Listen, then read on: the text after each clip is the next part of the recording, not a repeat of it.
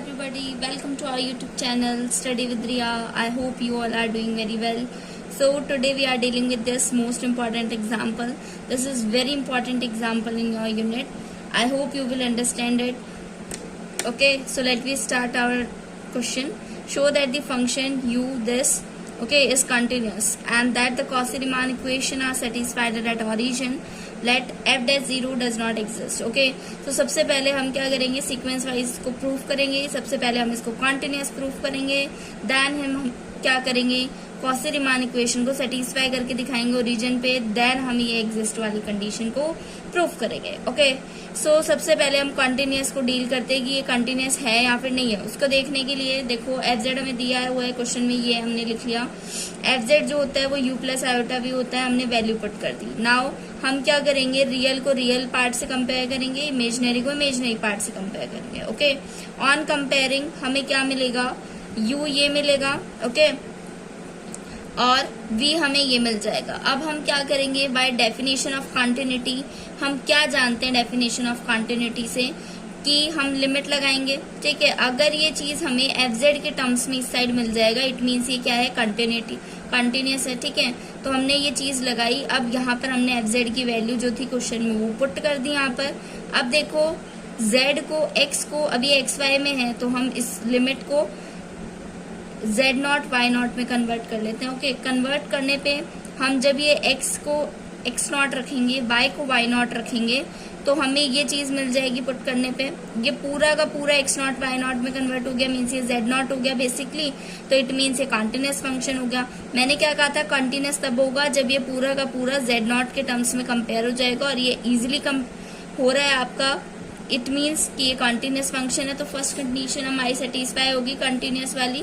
अब हम क्या करेंगे, जो हमारी सेकंड कंडीशन है कि हम Cauchy-Riemann को सेटिस्फाई करवाएंगे इस फंक्शन के लिए ओरिजिन के ऊपर. ठीक है, तो उसके लिए हम क्या करेंगे, उसके लिए देखो नाउ एट ओरिजिन पे हमें Cauchy-Riemann इक्वेशन लगानी है.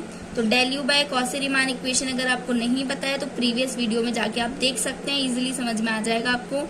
तो उसके लिए हम del u by del x निकाल रहे हैं, ओरिजिन पे निकाल रहे हैं, तो इसलिए हम limit x tends to 0, u x पे डिफरेंशिएट कर रहे हैं तो एक्स आ जाता है और वाई 0 हो जाता है. 0 0 ओरिजिन पे निकालना है तो ओरिजिन पॉइंट्स पुट कर देंगे.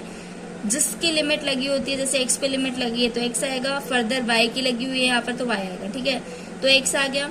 वैल्यूज को आप पुट करेंगे, आपकी जो इक्वेशन है ना एफ जेड वाली, इसमें आप जब वैल्यूज को पुट करेंगे ना, सॉरी यू है ना del u by del x, तो यू के अंदर हम क्या करेंगे, एक्स को एक्स, वाई को 0 जब ये हम पुट करेंगे तो हमें ये वैल्यू मिलेगी और 1 मिल जाएगा. Similarly del u by del y निकालेंगे, वाई से डिफरेंशिएट करा तो वाई पर ही लिमिट लगाएंगे. अब वाई पे लिमिट ले रहे हैं तो यहाँ वाई आ जाएगा और एक्स 0 हो जाएगा. 0 0 पॉइंट ओरिजिन पे निकाल रहे हैं, वाई लिमिट लिए तो वाई आ जाएगा. देन यू के अंदर आप क्या करेंगे, ये वैल्यूज को पुट करेंगे तो ये चीज आ जाएगी, -1 निकल आएगी वैल्यू. सिमिलरली वी क्या आप करेंगे तो 1 आ जाएगी, del v by del y करेंगे तो 1 आ जाएगा. अब Cauchy-Riemann इक्वेशन क्या कहती है कि del u by del x del v by del y के बराबर होना चाहिए. क्या वैल्यू से क्या बराबर आ रहा है, दोनों तो बराबर आ रहा है. इट मीन्स कि ये क्या है, कंडीशन फर्स्ट सेटिस्फाई हो रही है. सेकंड कंडीशन क्या होती है, del u by del y जो है वो बराबर होता है minus del v by del x के, तो ये माइनस के बराबर है. ठीक है, तो Cauchy-Riemann कंडीशन जो थी वो हमारी सेटिस्फाई हो रहा है ये फंक्शन ओरिजिन के ऊपर.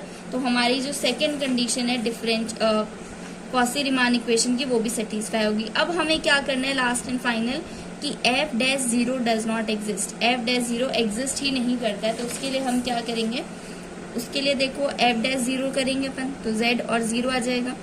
अब हम क्या करेंगे, एफ जेड जो था क्वेश्चन में वैल्यू वो हमने पुट कर दी, एफ 0 करते तो वो 0 ही होता, z की जगह हमने x प्लस आयोटा वाई कर दिया पुट. ठीक है, अब हमने क्या करा, हम यहाँ पर 3 केस लेंगे. पहला केस रियल एक्सेस पे लेंगे, सेकंड इमेजिनरी एक्सेस पे लेंगे, and third y is equals to x पे लेंगे. ओके, अगर हमारी इन तीनों की वैल्यू सेम आ जाती है तब तो वो एग्जिस्ट करेगा. अगर तीनों की वैल्यू डिफरेंट आएगी तो वो एग्जिस्ट नहीं करेगा. तो देखो first case along real access z, जब हम x पुट करते हैं रियल एक्सेस x होती है, तो x पे लिया हमने तो y क्या हो गया, 0 हो जाएगा. तो z को 0 रखो, y को 0 रखो. इस कंडीशन में जब आप इस वैल्यू को रखोगे तो क्या हो जाएगा, x टेंड्स टू 0, y 0 रख दो आप, ठीक है। तो y को जब आप 0 रखोगे तो ये बचेगा सिर्फ आपका, ठीक है। जो कटना है x क्यूब को कॉमन ले लो, कटेगा वो कटेगा और ये बच जाएगा, ठीक है। ये वैल्यू आ गई। अब हम देखते हैं इमेजिनरी एक्सिस पे। इमेजिनरी एक्सिस पे क्या होगा, z आयोटा y होगा, ठीक है, और x 0 होगा, इमेजिनरी एक्सिस है तो रियल एक्सिस 0 हो जाएगी, ठीक है। वही लिमिट लगानी है अपन को। अब की बार इसके अंदर अपन को क्या करना है, x को 0 रखना है, ठीक है। 0 रखने पे ये मिलेगा अपन को, जो कॉमन आ रहा है उसको कॉमन लेके काट दो, ये बचेगा। तो देखो आयोटा डिनोमिनेटर में नहीं होता है, नहीं होता है, y 0 रखने के लिए है ही नहीं, तो ये बचेगा सिर्फ, तो ये आ गया। अब देखो आयोटा है वो डिनोमिनेटर में नहीं होता है, तो इसको हटाने के लिए आयोटा से ऊपर नीचे मल्टीप्लाई करते हैं। मल्टीप्लाई करने पे हमें ये मिलेगा, आयोटा स्क्वायर बनेगा, नीचे जो -1 होता है तो माइनस बाहर आ जाएगा। अब देखो इन दोनों की वैल्यू डिफरेंट आ रही है। अब हम एक थर्ड पे और चेक कर लेते हैं कि थर्ड केस में क्या सेम आ रही है कोई वैल्यू। तो along y is equals to x, अब इसके अंदर हम क्या करेंगे, y is equals to x put करेंगे, तो हमें ये मिलेगा, जो कट रहा है वो काट देंगे।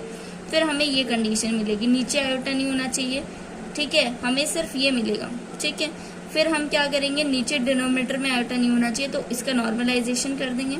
नॉर्मलाइजेशन करने पे ये हो जाएगा, आयोटा स्क्वायर -1 तो +1 2 हो जाएगा। अब देखो तीनों की वैल्यू, इसकी वैल्यू अलग है, इसकी वैल्यू अलग है, इसकी भी वैल्यू अलग है। इट मीन्स कि तीनों की वैल्यू अलग है। इट मीन्स वो क्या है, डज नॉट एग्जिस्ट है, f'0 जो है वो एग्जिस्ट ही नहीं कर रहा है, ठीक है। तो हमने क्या करा, हमने तीनों जो कंडीशंस हैं कंटिन्यूस भी प्रूफ कर दिया, कॉची रीमान भी प्रूफ कर दिया, ठीक है, और डज नॉट एग्जिस्ट भी प्रूफ कर दिया। सिंपल सा था, हमें एफ दे रखा था, यूवी को सेपरेट करा, देन कंटिन्यूटी की कंडीशन लगाई, z0 में कन्वर्ट हो गया पूरा, इट मीन्स वो कंटिन्यूस हो गया, ठीक है। सेकंड कंडीशन कॉची रीमान के लिए हमने क्या करा, ओरिजिन पे हमने du/dx इन सब की वैल्यू निकाल ली। फिर हमने कॉची रीमान की क्राइटेरिया को सेटिस्फाई करा था, तो प्रूफ हो गया। देन अपन को एग्जिस्ट दिखाना था, f'0 लिया हमने, ये वैल्यू आ गई। देन रियल एक्सिस पे चेक करा, वैल्यू आ गई। इमेजिनरी पे चेक करा, वैल्यू आ गई। y is equals to x पे चेक करा, वैल्यू आ गई, ठीक है। तीनों की डिफरेंट वैल्यू आ रही थी, तो हमने कह दिया कि एग्जिस्ट नहीं करता, और ये ही हमें प्रूफ करना था। तो ये आपका प्रूफ हो गया एग्जाम्पल, और ये बहुत बार रिपीटेड है और ये इस साल आ सकता है, ठीक है। तो आप इसको अच्छे से कर लें, and I hope you like the video, and I hope कि आपको समझ में भी आया होगा, ठीक है। सो थैंक यू, और आप हमारे चैनल को सब्सक्राइब कर सकते हैं। इसके अंदर मैंने आपको कंप्लीट कॉम्प्लेक्स एनालिसिस का और भी बुक्स का कोर्स करवा रखा है, तो आप चेकआउट कर सकते हैं। मैं धीरे धीरे वीडियोस को अपलोड कर रही हूँ डेली बेसिस पे। So thank you.